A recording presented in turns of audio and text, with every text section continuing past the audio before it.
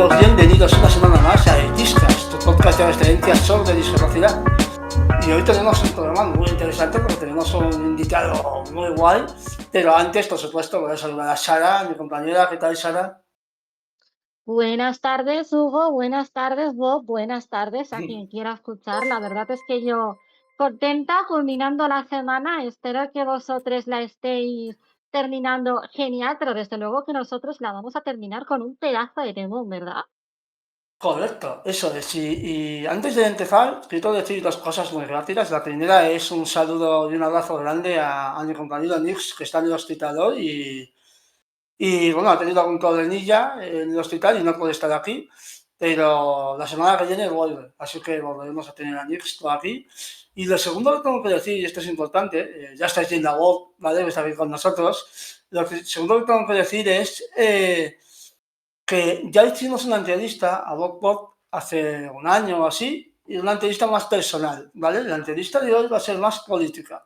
Lo digo porque si queréis conocer más a Bob, saber más sobre su enfermedad, sobre su discapacidad, tenéis la entrevista en el Discas que le hicimos hace un año, que está chulísima.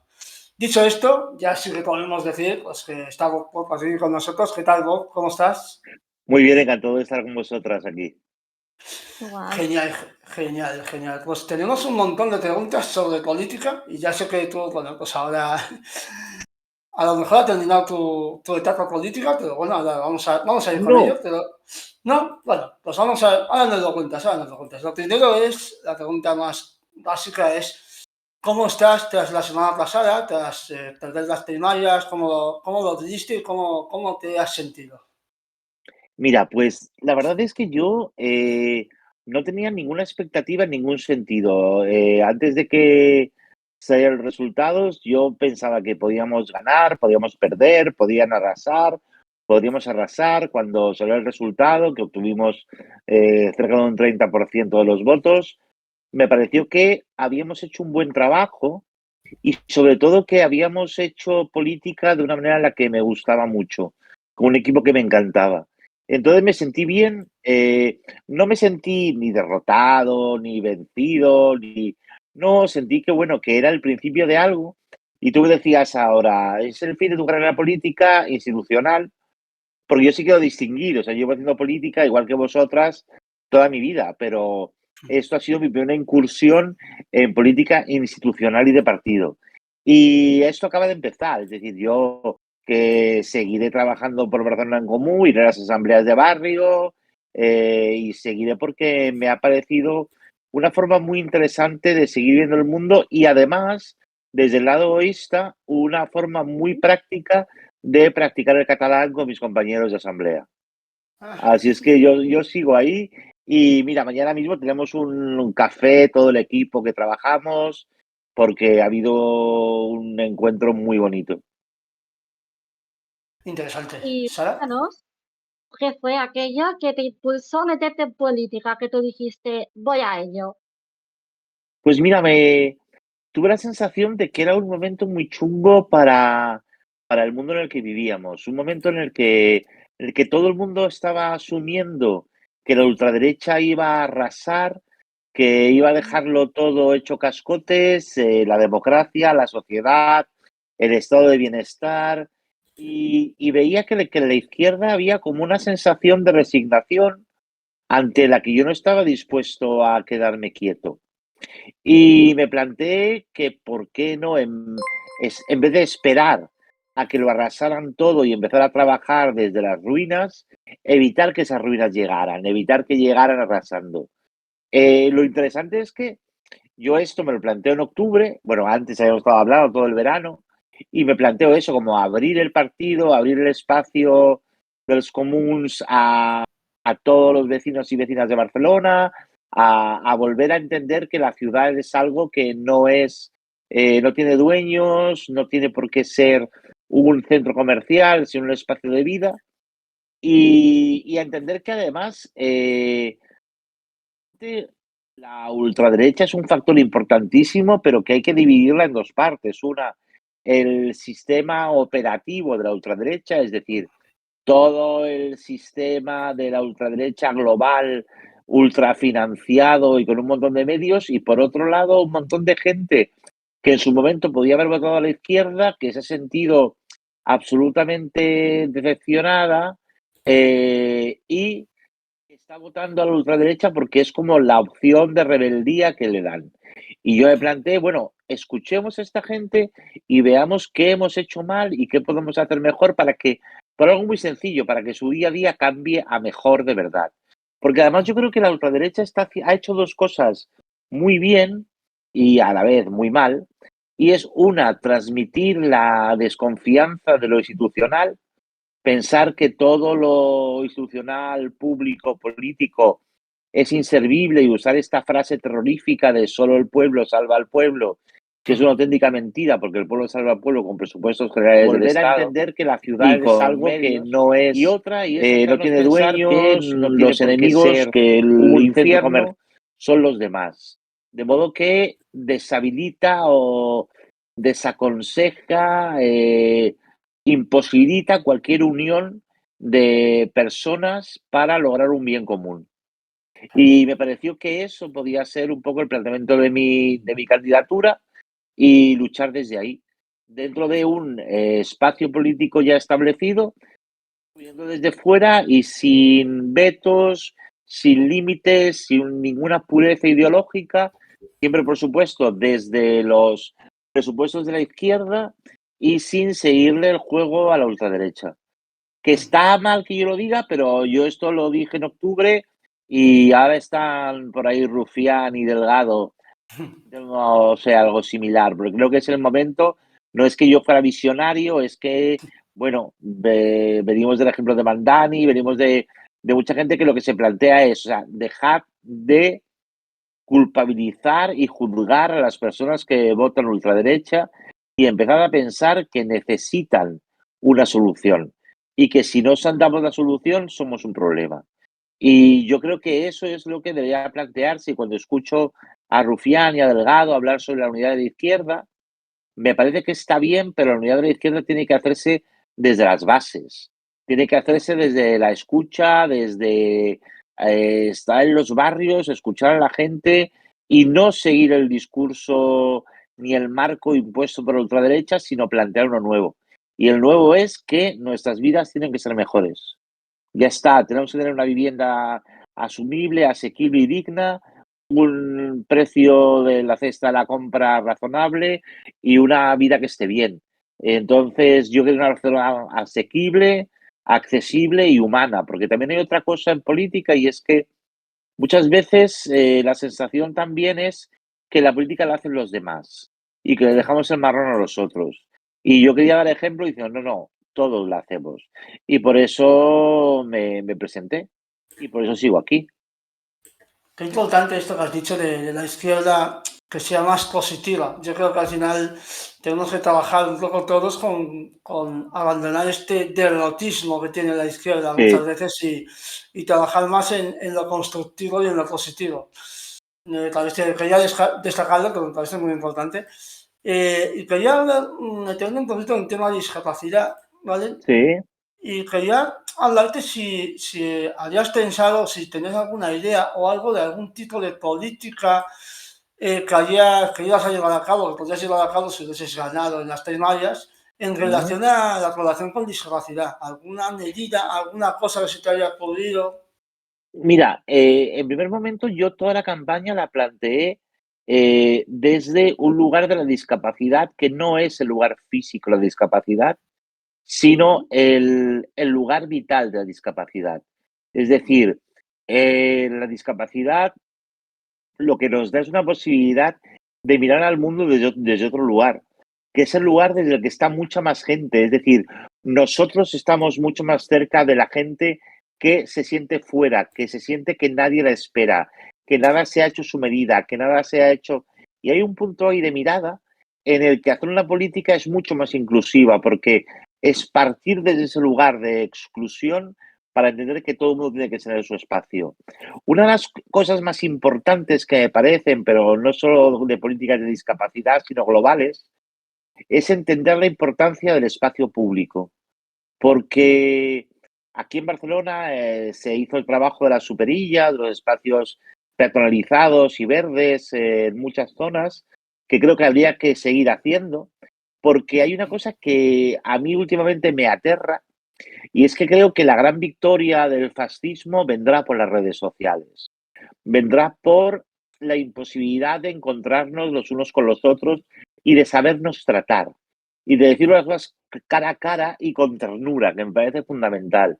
Yo antes hablaba contigo, Hugo, de lo importante que me parecían tus vídeos, porque de repente había gente que estaba viendo vídeos tuyos en redes de alguien que, como tú, tiene una forma de hablar diferente a la que estamos acostumbrados.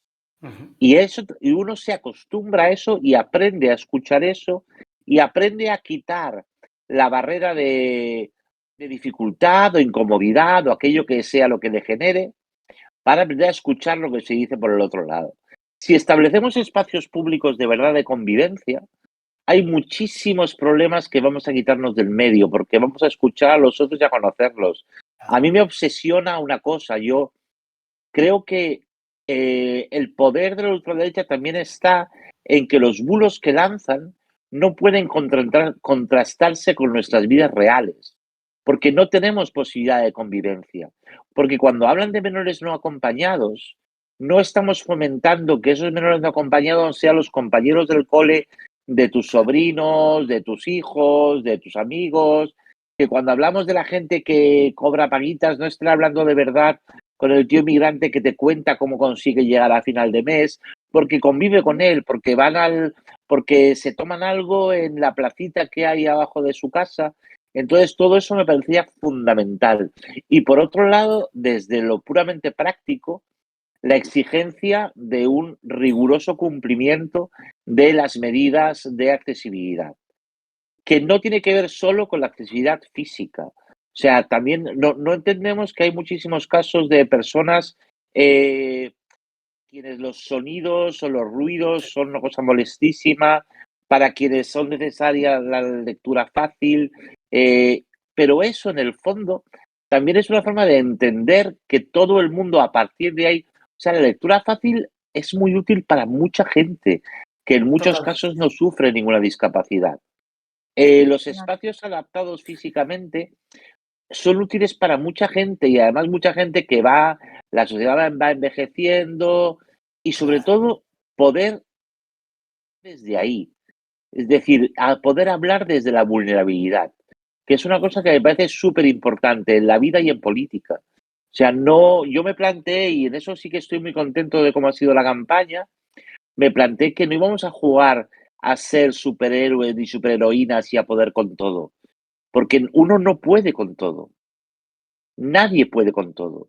Y por eso hay que trabajar en equipo. Y esta cosa tan nazi, tan individualista, creo que es muy, muy nociva para el mundo en el que vivimos. Entonces, para mí la discapacidad, más que una cuestión política, que lo era, es una cuestión de actitud y de construcción de un espacio común. Claro, correcto. Muy interesante. Me gusta mucho, pues yo insisto mucho en esto, en que no me gusta el rollo ejemplo de superación, no el poder con Uf, todo. no. No, no, a mí me gusta mucho que se base todo en lo colectivo. Al final es un Sí, poco lo que yo siempre insisto mucho en que la discapacidad, o sea, la gente con discapacidad somos parte de un colectivo social. Y esto lo digo mucho y sigue chocando porque se nos sigue tratando muchas veces como seres inferiores. No nos tratan como colectivo nunca, no nos tratan como gente que defiende derechos, ¿vale? Entonces, yo insisto mucho en el tema del colectivo, creo que es muy importante. Entonces, me gusta mucho tu respuesta, pero creo que hay que fomentar más los espacios públicos, sobre todo porque se acabaría mucho el tema de los bulos también. Cuando ves la vida claro. real, es que la vida real no es la vida que hay en redes sociales.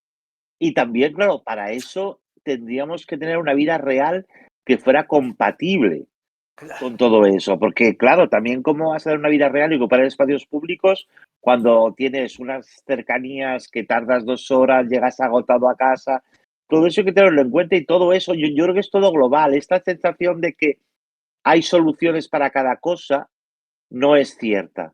En realidad, lo que hay es un cúmulo de soluciones encadenadas que tienen que servir. Yo muchas veces cuando hablaba con la gente de los barrios y les explicaba un poco la política que quería seguir, les dejaba muy claro que yo auno en mí dos categorías administrativas contradictorias, un oxímoron, porque yo soy, por un lado, soy autónomo, pero por otro lado soy Ujú. dependiente. Mm. Tal cual, yo tengo los dos papeles, los dos títulos, Sí, autónomo y dependiente. De modo que de ninguna manera me podría plantear un ayuntamiento o una forma de hacer política que no tuviera en cuenta esas dos cosas. Y es que puedo ser autónomo porque soy dependiente, porque no puedo considerar que haya nada que pueda hacer solo, porque no creo en esto que dices tú, Hugo, de la autosuperación, de la sí, porno autosuperación, que me parece terrible, sino que es que al final todos somos interdependientes de todos. O sea, a mí cuando me dicen, tienes un grado de dependencia, yo digo, todos tenemos un enorme grado de dependencia. Y sí, quien no sea consciente de eso está muy equivocado.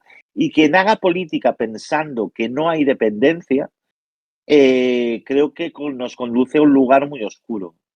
sí, totalmente. Me Sara, parece muy interesante todo esto que acabas de comentar y antes de seguir con la siguiente pregunta, eh, hacer hincapié en lo que has reflexionado acerca de los espacios y es verdad que quizá lo que más nos hace falta ahora es desarrollar ese sentimiento de pertenencia, de colectivo, que al final no somos tú, yo por individual, que sí, que por una ¿No? parte sí, pero al final nos necesitamos entre nosotros, ¿no? Y eso también Claro, implica escuchar a la gente de nuestros barrios, porque lo que a sí, lo mejor yo necesito no es lo mismo lo que necesita estas personas que viven en este barrio donde la accesibilidad quizá es más carente que en el barrio que yo vivo. Entonces, me parece bastante crucial. Y voy a volver un poco a las elecciones y para quienes vemos únicamente el proceso desde fuera, cuéntanos cómo se viven unas primarias, agobio, ilusión, a ver, estrés, cuéntanos. mucho curro. Las primarias son Sí, mucho curro porque además en las primarias de Barcelona en Comú, para presentarte a las primarias tienes que tener una serie de avales de las asambleas y de los ejes de barrio. Eh, mm, los avales se dan a no ser que seas un delincuente confeso o... Pero hay que ir y hablar con las asambleas, contarles tu proyecto y claro, nosotros además funcionábamos como tándem porque Barcelona en Comú también trabaja con la paridad, entonces teníamos que ser dos candidatos, hombre o mujer, da igual cuál es el número uno o cuál es el número dos, aunque en realidad era un tándem que en mi caso no había número uno, número dos, éramos Marc Trayero y yo, y nosotros nos curramos 3 semanas de visitas a todas las asambleas de barrio, montamos encuentros con gente para contar un poco nuestro proyecto político, nos tomamos cafés con toda la gente que quiso tomarse café con nosotros, porque de cara a dar unas primarias hay una cosa que nos preocupaba mucho y era una vez preparásemos el programa electoral junto con todo el partido, no hacer promesas que no pudiéramos cumplir. Entonces nos reunimos con asociaciones de vecinos, con arquitectos, con urbanistas, con abogadas, con toda clase para preguntarle dudas de qué se podría hacer, sobre todo asuntos que nos obsesionaban, como la vivienda, como por ejemplo la nueva regularización de migrantes, cómo un ayuntamiento podía ayudar a poner, porque además muchas veces un ayuntamiento no tiene las capacidades administrativas para según qué cosas, pero sí las tiene para facilitarlas. Es decir, un ayuntamiento no se encarga de la política de migratoria, pero sí se puede encargar de poner el personal suficiente en sus oficinas y en sus barrios para que el papeleo sea más sencillo y para que sea menos humillante y sea menos arduo para quien tiene que hacerlo. Entonces tuvimos pues un mes entero de paseos y de charlas y de mítines que organizamos encuentros, un par de encuentros con gente en centros cívicos y muchas reuniones en casa. O sea, mi casa se convirtió en el cuartel general. También con cuidado de, oye, a ver si estamos hablando de cuidados y no nos estamos cuidando y de repente es un sábado, son las 10 de la noche y estamos aquí. Entonces había que encontrar un equilibrio de chicos, tenemos que seguir con vida porque no podemos hacer que la política no sea compatible con la vida. Entonces, pero fue un aprendizaje muy bonito y con la suerte de ir formando un equipo muy chulo de gente que venía del partido, que está en el partido, que está en los barrios, que es consejera de barrio, que es asesora del ayuntamiento. Y con todo eso formamos una candidatura muy chula y donde quisimos dejar claro que la forma de hacer política también es hacer política. Y el ejemplo de eso es que no nos hemos peleado, que nos seguimos queriendo y nos apetece vernos mañana y que el proyecto siga adelante de una forma o de otra, ¿no? Porque ahí han salido cosas muy interesantes y seguir dentro de este espacio político y aportar lo que podamos. Yo tengo una pregunta que no está en el guión, pero me da igual, porque soy una persona que improvisa. Muy bien. Es ¿por qué Barcelona? ¿Qué es lo que ha hecho que vayas a Barcelona? ¿Qué es? ¿Por qué Mira, esa ciudad? primero, porque es la ciudad donde yo vivo, en donde Ujú. llevo viviendo un tiempo. Segundo, porque es una ciudad que todavía conserva una fuerza vecinal que viene de finales de la dictadura, principios de la democracia, que aunque no tiene el poderío que tuvo en su momento, sigue teniendo esa infraestructura tan potente. Y porque parecía que después de 2 legislaturas de Ada Colau, donde se había podido cambiar cierto paradigma de política y con el equipo de gente que había trabajado con ella, podíamos continuar con esa tarea. Y por eso me planteé. Y Claro, es que porque como vecino de Barcelona, me preocupa lo mismo que a mis vecinos, es decir, que me suban el alquiler, que la calle se tomada por turistas, que con tomarme un café me cueste 4 euros. Entonces sentía que, de algún modo, era una candidatura de autodefensa. De, oye, no podemos dejar que nos echen de aquí. entiendo. Es que, claro, estaba pensando claro, tú no eres de Barcelona, o sea, tú vives en Barcelona, pero no has nacido en Yo soy de Barcelona. Madrid. Yo nací en Claro, Madrid, pero bueno, vivo en Barcelona. sí. Y yo aquí, bueno, con la siguiente pregunta, que es un poco qué proceso hay que pasar para presentarse a una alcaldía de una ciudad, Sí. yo esa pregunta te la hago, pero también quiero saber un poco cómo te sientes tú como alguien que es de fuera de Barcelona y se presenta en una ciudad, digamos, igual que Cataluña, es un sitio muy nacionalista, es un sitio que quiere mucho a los suyos, ¿vale? También es Mm. cierto. Y no sé si has sentido, o sea, cuando tú, el proceso que hayas pasado para presentarte a la alcaldía, ¿cómo te has sentido? ¿Te has sentido querido aunque no seas de Barcelona? ¿Has sentido algún tipo de resquemor? ¿Cómo te has sentido tú ahí? Mira, yo me he sentido muy querido. Me he sentido respetado también, por supuesto, me he sentido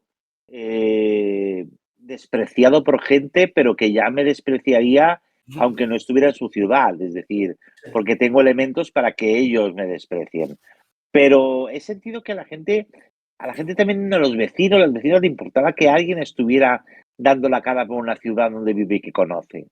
Entonces, además, piensa que Barcelona en Comú es un espacio que, como su propio nombre indica, es muy amplio. De hecho, creo que es el partido más charnego que hay. Charnego, para que no lo sepan, Sí. son los catalanes que son de origen de fuera o por familia y que además tiene su propio código. Es decir, esta cosa como de mezcla que está muy bien. Entonces, yo creo que las ciudades no son de nadie, sino de quienes las habitan.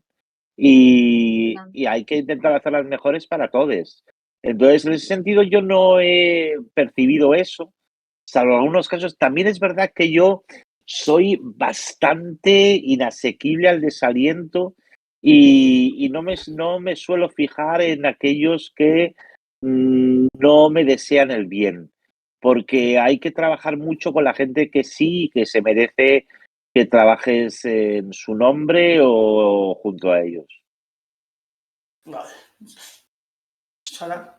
Vale, pues vamos a seguir hablando del papel que jugamos las personas con discapacidad dentro de las esferas políticas y te vengo a preguntar si las personas con discapacidad somos objeto de debate dentro de la política. Es decir, cuando diferentes partidos os sentáis a debatir, a hablar, a intentar pactar, a intentar negociar qué es lo mejor para la población, ¿Tenemos espacio a las personas con discapacidad? ¿Se tiene en cuenta? Mira, yo no sé en los espacios, pero en el que yo pertenezco, a Barcelona en Comú, hay un eje de que no se llama discapacidad, tiene otro nombre que ahora no me acuerdo, pero que tiene que ver con todo lo que es personas con discapacidad, eso creo que es el eje de divergencias, creo que se llama.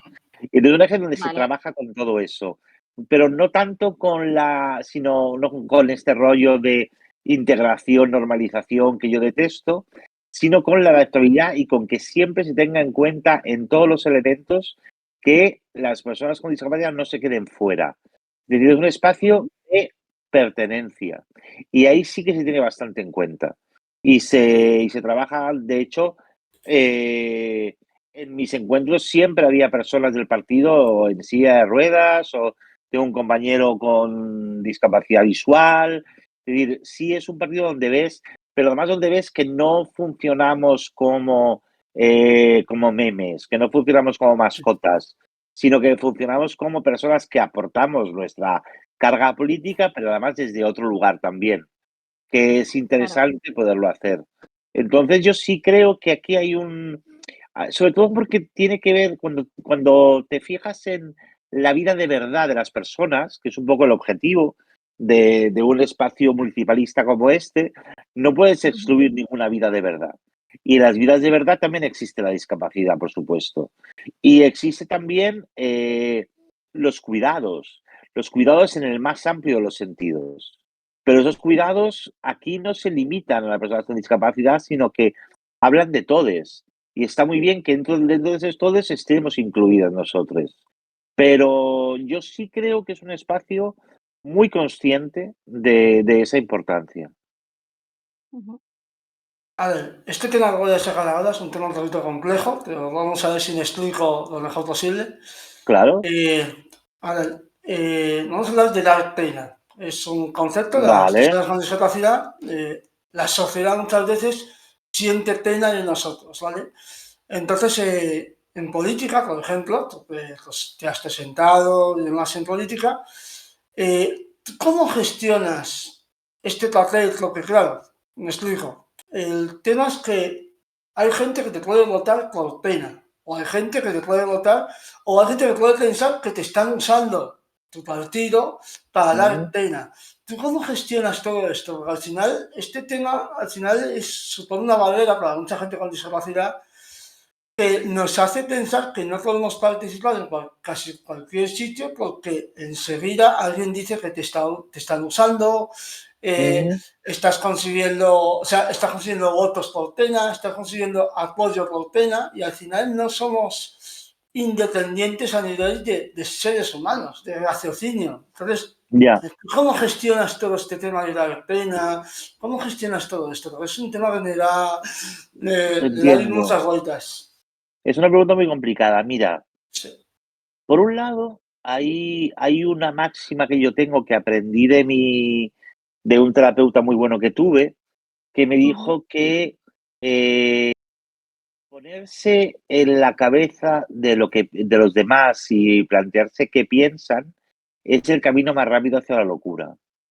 Y yo hace mucho tiempo que no pienso, que no, eh, que no pienso en lo que piensa la gente. No intento especular sobre lo que les puedo hacer pensar o sentir. Me mantengo absolutamente al margen de eso. Y creo que lo que alguien sienta o piense sobre mí tiene que resolverlo esa persona, no yo, porque a mí no me llega ni me afecta. Pero por otro lado, también hay una cosa peligrosa con eso, con el no querer dar pena, que a mí es que me da igual, porque no soy yo quien tiene que gestionar ese sentimiento, sino la persona que lo siente, que lo vive, que lo piensa, pero a veces también corremos el peligro de que para evitar esa sensación nos convirtamos en seres implacables y despiadados para demostrar que podemos ser tan crueles como los demás y por ahí tampoco quiero jugar. Eh, a mí la pena me parece un sentimiento con el que no trabajo habitualmente, de modo que me parece difícil saber cómo gestionar los demás lo suyo, Pero a mí lo que me interesa es que escuchen desde donde estoy hablando. Si están poniéndole el filtro pena, creo que se van a perder gran parte de las cosas. Pero también pueden poner el filtro rechazo, también pueden poner el filtro incomodidad. Oh, viene este tío. Yo me acuerdo una vez que un director me dijo, tú no estás para salir en la tele. Eh, ¿Sabes? Guay. Sí. Entonces, hay muchas veces que eso también pasa, pero yo tengo que elaborar mi discurso ajeno a eso. Y dejando muy claro que es que además esto no tiene que ver conmigo. En política esto no tiene que ver conmigo, tiene que ver con el proyecto comunitario y colaborativo que yo planteo. Y que además, si alguien piensa que va a hacer algo por mí por lástima, probablemente haya más cosas que no funcionan en su cabeza que en mi cuerpo. Correcto. Estaba pensando lo que te dijo tu terapeuta. A mí también me lo han dicho. Me han Y la dicho lo verdad es mismo. que es un gran consejo. Sí. Yo he dejado de hacerlo. A mí ni psicóloga me lo dijo, mi psicóloga me dijo que no teníamos pensar en lo que piensan los demás de nosotros, porque al final también esto es muy importante que a veces nos ponemos nosotros barreras a cosas que aún no Claro, han pasado. Es decir, sí, también nosotros nos rechazamos mucho a nosotros mismos y sí. pensamos que los demás van a pensar cosas que a lo mejor no piensan. Que esto es No, otra de las cosas. Claro, esto por eso le doy muchas vueltas ya a todas estas cosas, porque al final yo me expongo públicamente muchas veces claro. y noto este tema de la pena, de la infantilización también, y es Sí, un tema que es difícil de trabajar porque al final, claro, por eso te preguntaba cómo lo gestionabas tú, porque a mí hay días que me cuesta más y hay días que me cuesta menos porque, uf, yo la verdad es que no la siento, no siento esa pena. Y luego, por otro lado, también te diré que estoy de acuerdo, o sea, que bien que mi terapeuta y la tuya se entendieran, porque además hay otra cosa, y es que más allá de lo que piensen, sus pensamientos no tienen por qué alcanzarlos nunca, porque a lo mejor no llegan a sus acciones, con lo cual no nos quedemos ahí. Lo importante, a mí lo que me parece muy importante es cómo se comporten y lo que nos digan. Ujú. correcto. Una Eso, especulación abstracta. Cierto claro. es que también de tantas situaciones que hemos vivido, al final se genera esa indefensión aprendida, ¿no? Discursos como el de la pena, el de la infantilización, lo hemos asumido desde que somos niños. Al final, uno de los retos de las infancias disca es ese, ¿no? Y también es importante de construir como colectivo ese mito de la pena, ¿no? Y ese mito de que al final las personas disca no conseguimos una posición política, un ascenso laboral, la casa de no sé dónde, por pena, sino pues porque las condiciones se han dado lo más favorable posible y oye, ya está. Y por suerte y por un montón de elementos que son discas y no discas. ¿Que hay Correcto. más Claro, claro. dificultades para muchas cosas? Sí, pero eso no tiene que ver con la discapacidad, sino con la incapacidad del entorno. Ujú. Y tanto. Y la siguiente pregunta es, ¿crees que la política es accesible para las personas con discapacidad una vez que estás dentro? Pues mira, si yo hubiera sido el alcalde de Barcelona, yo no tendría acceso al sillón de mando del salón principal. Habría que hacer Claro. obras con las que no se hicieron cuando Echenique llegó al Congreso. Ujú, Sí, Entonces, hay muchos, es muy curioso, pero creo que tiene que ver sobre todo con elementos de poder. Los elementos de poder no están diseñados para personas con diversidad funcional. Los elementos de poder están diseñados para los estereotipos de poder. Entonces, más que la política, yo creo que tiene que ver con el poder. Pero yo creo que eso es una cosa que es un círculo vicioso. Si no tenemos acceso a esos espacios, nunca se van a modificar esos espacios. Si no se modifican esos espacios, no vamos a tener la posibilidad mental de acceder a esos espacios. Y si no hay la posibilidad mental, si tú no te puedes poner en tu imaginario la posibilidad de ser presidenta del Tribunal Supremo, pues nadie del Tribunal Supremo va a pensar que llega alguien como tú, entonces es todo. Entonces yo creo que cuando hablamos de visibilización, tenemos que hablar de eso, de estar en lugares donde no se nos esperaba y que piensen que como ciudadanos tenemos derecho a tener presencia en esos lugares, independientemente de nuestras condiciones. Joder, me has dado ahora, me has explotado un poco la cabeza con el tema del poder. Me parece súper interesante este tema y ahora, no sé, ya voy a estar estos días pensando en ello porque es verdad que en puestos de poder normalmente no son puestos accesibles, lo A cual, no ser, a no ser que seas un villano en silla de ruedas con un gato en el regazo. exactamente, en ese caso Es sí, Wow. decir, el poder maléfico sí lo podemos ejercer y sí hay imaginario. correcto. También dice mucho de cómo se Dice contempla mucho, sí, y cómo se ve la discapacidad, correcto, así es. exacto. Eso es, no, joder, ya estoy ya pensando en todo esto del poder, porque no lo había planteado así, y ya estaba pensando también es que me ha venido a la mente, lo siento, me he desviado ya demasiado, me ha Nada. venido a la mente el tema no sé si lo sabes, el tema del machismo y la discapacidad de los hombres, a mí me siguen muchas más mujeres que hombres, a mí. Y Ah, yo soy una persona, y lo digo muchas veces, soy muy hetero y hago un contenido que es muy Jolín. hetero muchas veces y no digo que sea malo ni bueno. Entonces, siempre pienso que la discapacidad es una cosa incómoda para los hombres, porque los hombres piensan que alguien que sea interesante tiene que ser poderoso, tiene que ser fuerte, tiene que ser... Entonces, cuando tú te muestras vulnerable, cuando te muestras, ujú, digamos, para ellos no eres físicamente perfecto, para ellos, sí, se rompe su esquema y se rompe esa estructura de poder que tienen que hace claro, que no seas atractivo, no seas interesante para ellos. Es una cosa que me llama mucho la atención, porque yo no hago un sí. contenido para mujeres, pero es curioso que el 60%, 60 y algo por ciento de gente que me sigue son mujeres. Eso lo cuenta muy bien Andrea Santaesmases en su Ujú. libro del cuerpo deseado. Cuenta cómo el hombre discapacitado pierde, digamos, puntos en su masculinidad porque necesita ser cuidado. La mujer discapacitada también pierde puntos en su feminidad porque no puede cuidar, Wow. que es una cosa Madre. que siempre se asumió que tenían que hacer las mujeres. Sí. Y el hombre, en cambio, si es vulnerable, si necesita cuidados, deja de ser tal.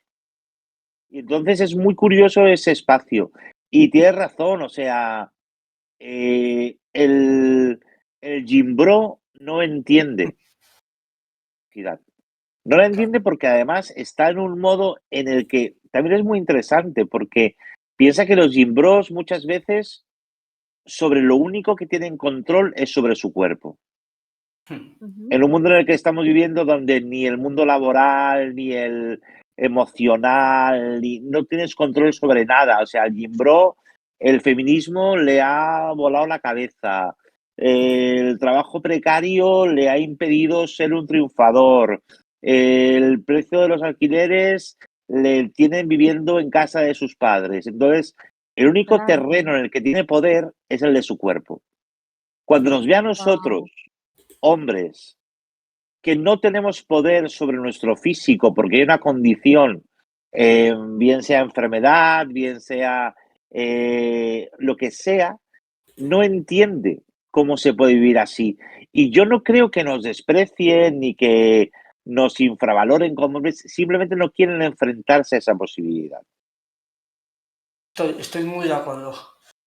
Bueno, a ver, esta es una pregunta que siempre me hago yo muchísimas veces y es que las personas con discapacidad en España y en el mundo somos ¿Mm? entre un 10 y un 15% de la población. Es un porcentaje muy alto, ¿vale? Sí, Y el tema es que, ¿por qué hay tan pocos políticos con discapacidad? Si somos un porcentaje alto, es decir, en el Congreso de los Diputados o en la Asamblea de Barcelona, Ujú. no creo que haya un 10% de diputados No, con discapacidad. Y esto, ¿por qué? ¿Qué crees que pasa aquí? yo creo que tiene que ver con los imaginarios culturales, es decir, con aquello en lo que te forman o en lo que te hacen creer que puedes llegar a ser.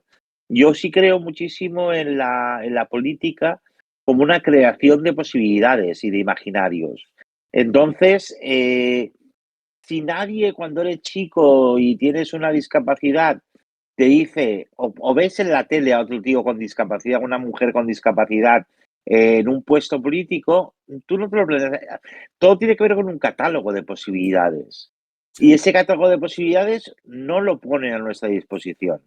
Otra cosa es que, pues con mucho trabajo, suerte, contactos, casualidades, una llega a esos sitios.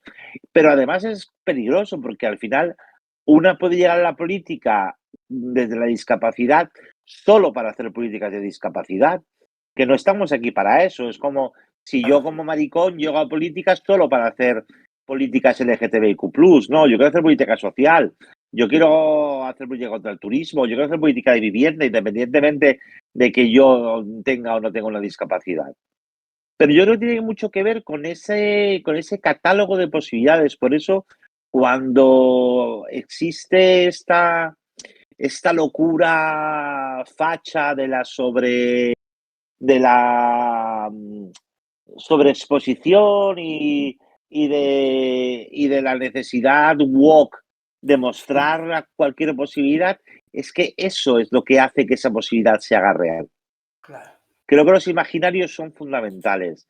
Y luego, además, que en política existe esta cosa que además es también muy masculina, que incluso es muy masculina y que se impone a las mujeres que entran en política, que tienen que masculinizar su discurso y sus actitudes, que tiene que ver con que tú Ah, tienes que poder con todo. Tú tienes que ser una bestia y arrasar y llevar encima de tus espaldas un partido, una agenda, ser Superman, Superwoman, y no, no hace falta. Lo que tienes que saber es gestionar y tienes que saber rodearte de gente valiente, de gente inteligente, incluso de gente más inteligente y más valiente que tú.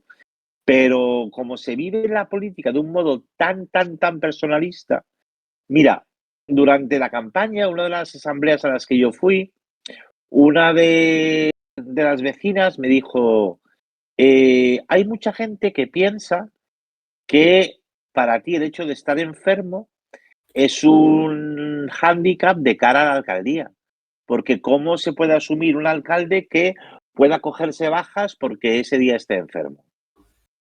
Entonces yo, después de recuperarme del shock, de que alguien me dijera eso a la cara, lo agradecí un montón, porque lo que le dije es que tenemos un problema en cómo estamos pensando en la política.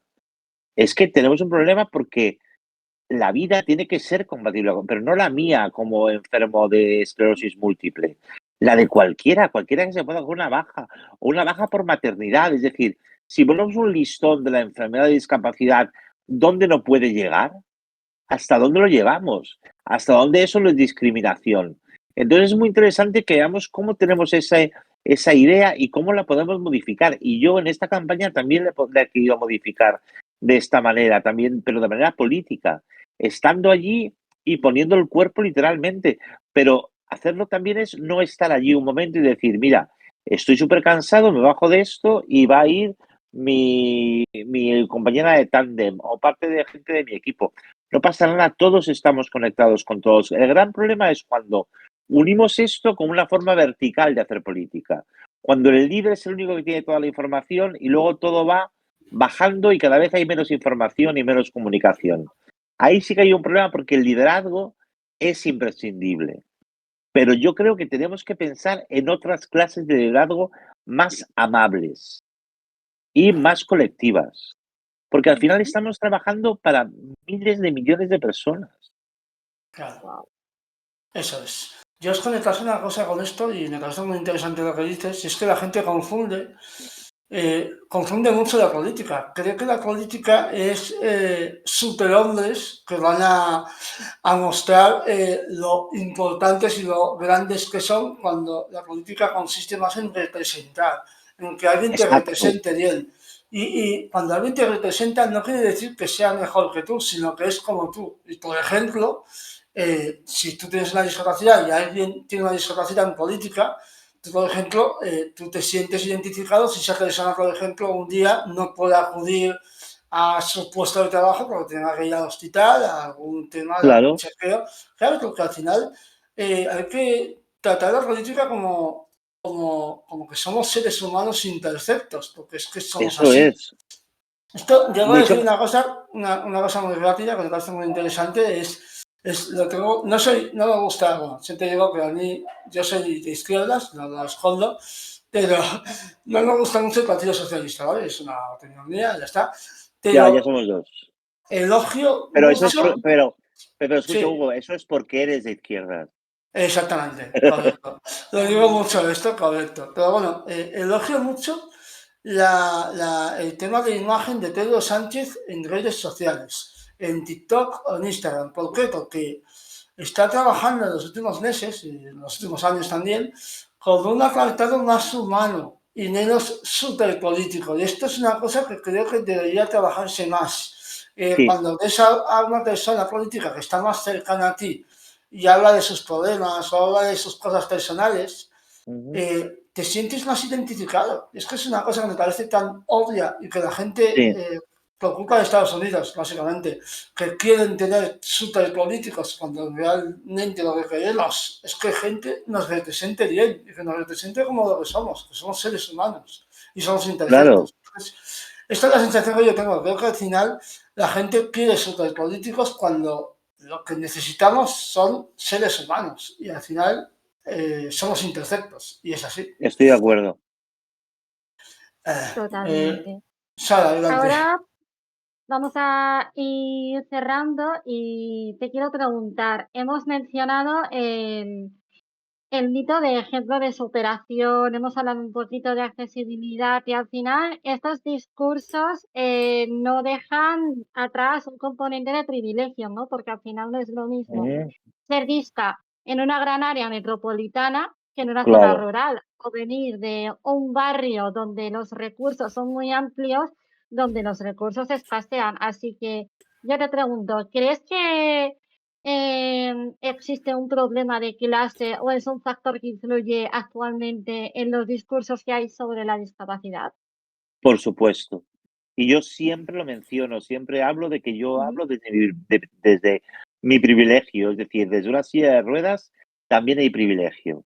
Yo tengo la suerte, y lo explico siempre, de poder vivir en una casa que me cuesta pagar el alquiler, pero que puedo pagarla, perfectamente adaptada porque la encontré en Barcelona, de poder tener un claro. asistente personal, de poder tener fisio, y todo eso es muy diferente. Y de poder salir a mi casa. Yo conozco amigas que son asistentes domiciliarias y van a Ujú, cuidar de personas y a atender a personas que viven en un quinto sin ascensor y que salen a la calle una vez a la semana cuando van los servicios municipales con un baja escaleras eléctrico, y todo eso también forma parte del privilegio y parte de la desigualdad.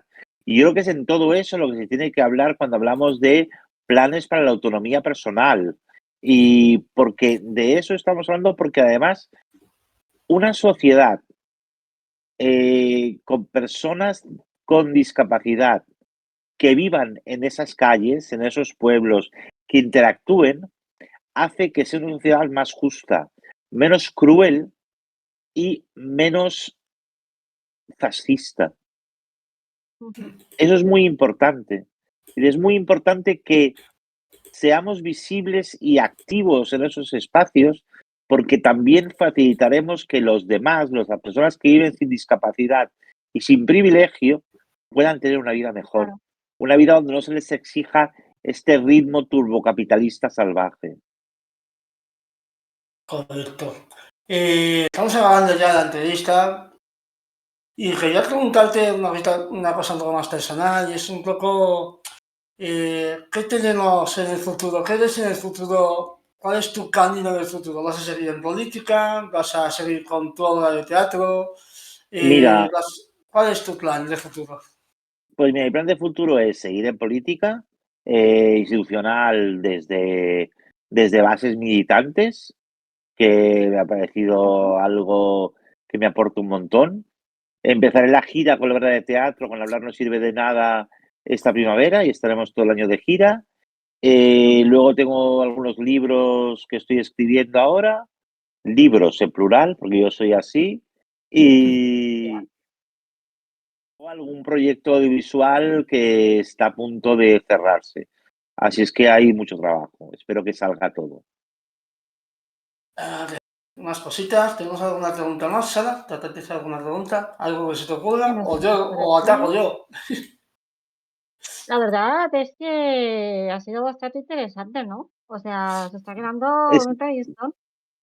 no, además es que como yo respondo cosas antes de que me las preguntéis, no os dejo sitio. No, no, para adelante. Eso quiere decir que eres buen entrevistado. Me gusta Vale. mucho portarme bien en las entrevistas. Sí. No, y además, ¿sabes una cosa? Como ahora, yo no puedo escribir ya en ordenador, tengo que escribir a mano siempre, entonces echo de menos como escribir mucho rato y demás. Y me he dado cuenta de que las entrevistas, las charlas, para mí también son una forma de escribir en voz alta. O sea, que mientras estoy hablando con vosotros, estoy improvisando y estoy escribiendo cosas que luego cuando vea el podcast diré, hostia, qué guay esto que dije, qué listo soy, y me lo apuntaré. Pero para mí una entrevista es un trabajo creativo. O sea, y me las tomo súper en serio. Eh, Estaba pensando ahora, claro, tú como tienes muy poca movilidad, Sí, tu forma de trabajar con gente es hablando, ¿no? No hay otro tipo de forma. claro. Bueno, ahora estoy preparando, que esto sí que es una exclusiva, estoy preparando un espectáculo de danza. Esperanza. Ujú. ¿Y eso Sí. cómo? Pues mira, a través de un coreógrafo amigo que es Miquel Barcelona, con el que además trabajé sobre la presentación de mi último poemario, eh, él, un día hablando los dos, eh, yo le conté que me gustaría eh, los movimientos que hago en mi cuerpo para evitar el dolor como parte de una coreografía. Ostras. Oye, qué representativo, me encanta, es como tan abstracto. Y trabajando con bailarines y bailarinas que me ayudaran a eso. Entonces estamos ya empezando a ensayar el espectáculo y bueno, de momento no puedo contar nada. Hay algún vídeo muy bonito de lo que estamos haciendo y me Ujú. está gustando mucho porque además, claro, formas de bailar. Claro. Y está muy bien descubrirlo, ¿no? Correcto. Nos pregunta, mira, tenemos una pregunta de nuestro editor, que te pregunta Ah, directamente si te planteas saltar a la política nacional, si hay algún proyecto o no. no, en principio no, vamos poco a poco. Sobre todo porque, o sea, necesito conocer bien el terreno en el que hago política y de momento el que conozco es Barcelona y lo quiero seguir conociendo porque además los espacios cambian y hay que estar atentos, pero no, política nacional de momento no, o sea, que no me llame Sumar ahora que he sido Yolanda. Por No, favor, vaya, colgad los teléfonos. No te tiene ves la- como sustituto de Yolanda Díaz de cara a las elecciones del año que viene, ¿no? No me veo, no me veo. No, no, no, no. Bueno, bueno, bueno. Ya vemos quién es, porque aún no se sabe nada, ya lo vemos. Tengo A ver, tengo curiosidad, la verdad. Espero que por Y me favor gusta las izquierdas se unan y que hagan colectivo, de verdad.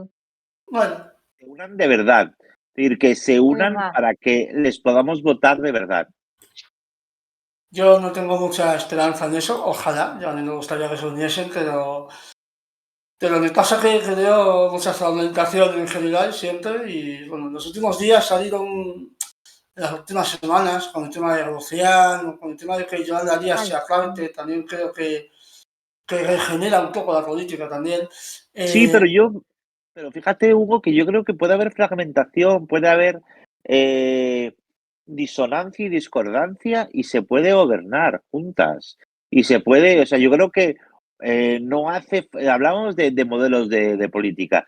Es que podemos estar en desacuerdo y llegar a acuerdos para gobernar sobre según qué cosas en las que seguro que lo tenemos claro. O sea, es que creo que el gran problema también es que nos perdamos en matices. Sí, eso es.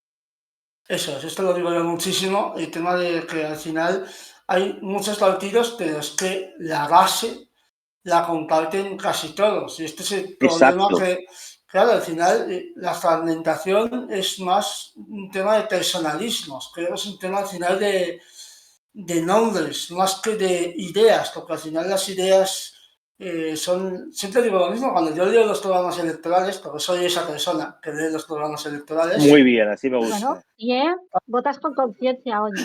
yo cuando los leo me pasa que leo 2 o 3 turnos electorales que coinciden en el 90% de las propuestas. Es una cosa que claro, al final pienso, voy a votar al que, en mi opinión, tengan más opciones. Eso es un poco mi forma de Mm. votar dentro de una izquierda, ¿vale? No, no voy a votar al Partido Socialista, soy así, pero a la izquierda del PSOE, pues voto al partido que tenga más opciones, porque al final el programa electoral es muy parecido entre partidos. Es una cosa que me da un poco de Pero, rabia.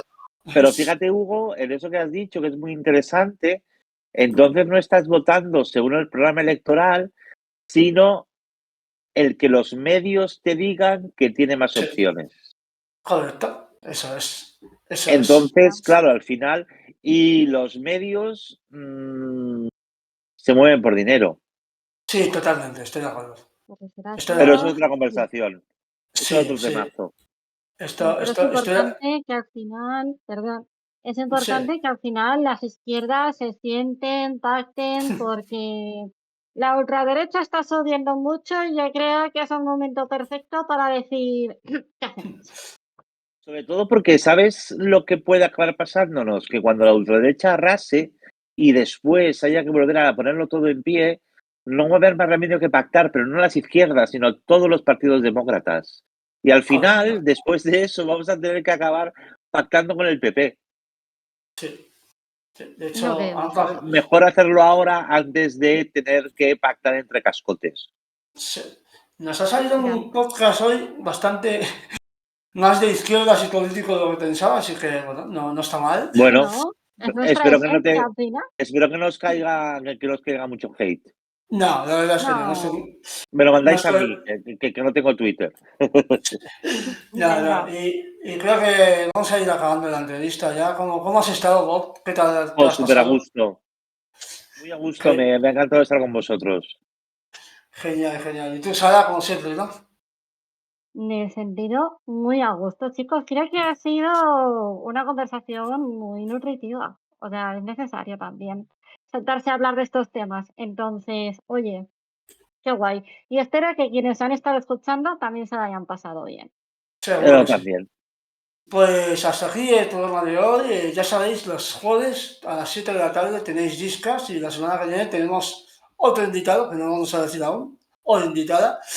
Pero eso, todos los jueves a las 7 tenéis Discas en Twitch, en iVoox, en Spotify, en YouTube. En todos sitios estamos. Así que nada, poco más que decir. Ha sido un placer Venga, y nos vemos la semana que viene. Hasta luego. venga, a cuidarse, gente. Adiós.